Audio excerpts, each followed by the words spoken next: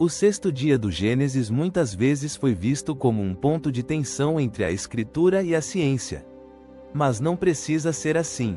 A Escritura e a ciência abordam diferentes aspectos da realidade. A Escritura fala em termos teológicos e fenomenológicos, enquanto a ciência investiga mecanismos, processos e cronologias.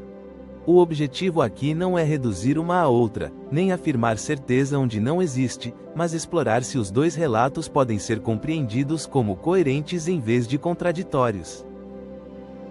Então Deus disse: façamos o ser humano à nossa imagem, conforme a nossa semelhança, e que domine sobre os peixes do mar, sobre as aves do céu, sobre os animais domésticos, sobre toda a terra e sobre todo ser que se arrasta sobre a terra. E Deus criou o ser humano à sua imagem, a imagem de Deus o criou, homem e mulher os criou. Gênesis 1:26 da manhã - 27. No Gênesis, a humanidade é apresentada como criada intencionalmente, portando a imagem de Deus e confiada com a responsabilidade sobre a ordem criada. O texto não descreve mecanismos biológicos nem cronologias. Em vez disso, o Gênesis faz afirmações sobre identidade, propósito e a relação dos seres humanos com a vida e a criação. A ciência nos diz que os seres humanos não surgiram de forma repentina. Suspeita-se que nossos corpos tenham emergido através de um longo processo biológico, vida se adaptando, ramificando-se, sobrevivendo e mudando ao longo de milhões de anos. Desde os primeiros primatas até os humanos anatomicamente modernos, a história é de um desenvolvimento gradual. Não existe uma linha biológica clara onde um animal se torne repentinamente humano. Nenhum fóssil isolado marca esse momento. A evolução descreve um processo contínuo, governado por leis naturais, mutações e seleção, mecanismos que operam sem uma previsão evidente dentro do sistema. No entanto, ao longo do processo evolutivo ocorre algo bastante notável relativamente tarde nessa história. Há aproximadamente dezenas de milhares de anos, o registro arqueológico muda. Este é o ponto em que a humanidade cruzou um limiar, não de anatomia, mas de consciência. O pensamento e o comportamento humanos mudaram repentinamente para incluir uma complexidade linguística sem precedentes, um uso ampliado da representação simbólica e normas sociais morais e éticas. Os humanos começam a contar histórias que durarão por gerações. Planejam muito além do momento presente. Reconhecem-se não apenas como criaturas, mas como pessoas. Isso pode ser visto, possivelmente, como a transição da mera sobrevivência para a autoconsciência. A ciência pode descrever essa mudança com clareza crescente, mas as questões sobre seu significado permanecem em aberto. Gênesis não nos diz quanto tempo o processo levou, nem descreve neurônios, fósseis ou genética, mas nos fala algo real sobre nossa origem de uma maneira simples, acessível e profundamente humana. Então Deus disse: façamos o ser humano à nossa imagem. Adão e Eva não precisam representar os primeiros humanos biológicos.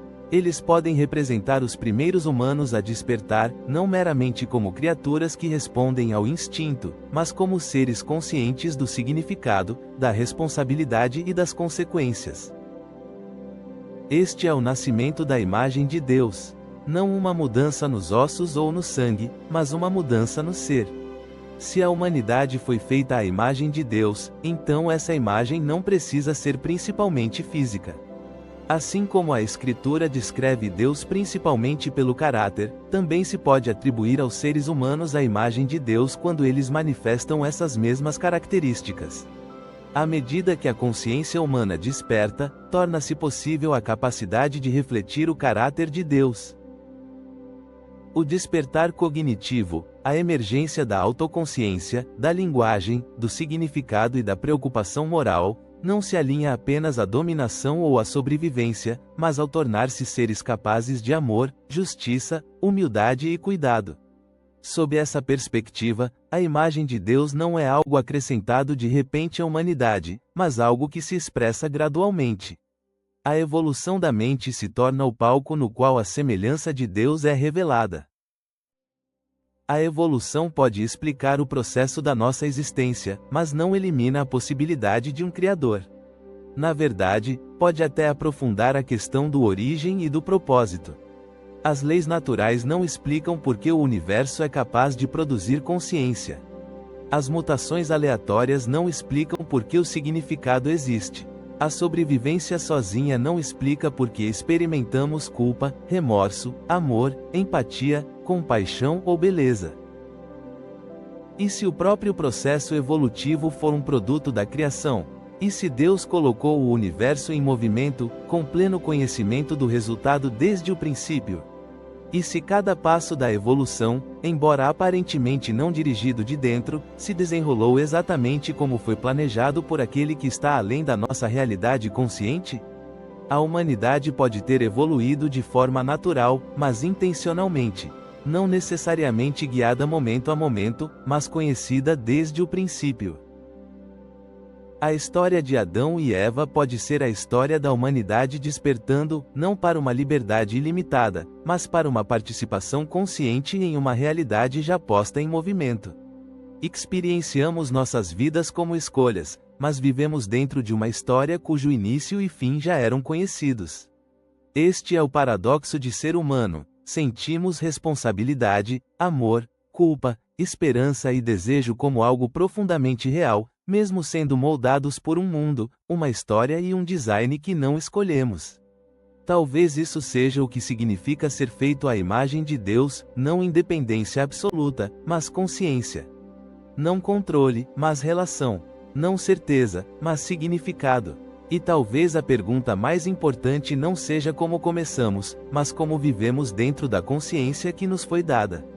Se a verdade é uma, então toda busca honesta por ela, científica ou espiritual, deve eventualmente convergir. Talvez, um dia, à medida que a compreensão humana crescer, o que a ciência observa e o que a escritura revela possa ser visto como partes de uma única verdade coerente. O sexto dia não se trata de escolher entre a ciência e a escritura. Pode ser sobre reconhecer que a ciência pode nos dizer como nos tornamos humanos, mas a escritura nos diz por que isso importa. Não somos acidentes. Não somos meramente animais. Somos seres capazes de amor, responsabilidade e relacionamento, conscientes de nós mesmos, de nossas ações e de nosso Criador. E se isso é verdade, então ciência e fé não são inimigas. Elas são testemunhas, falando línguas diferentes, sobre a mesma verdade profunda.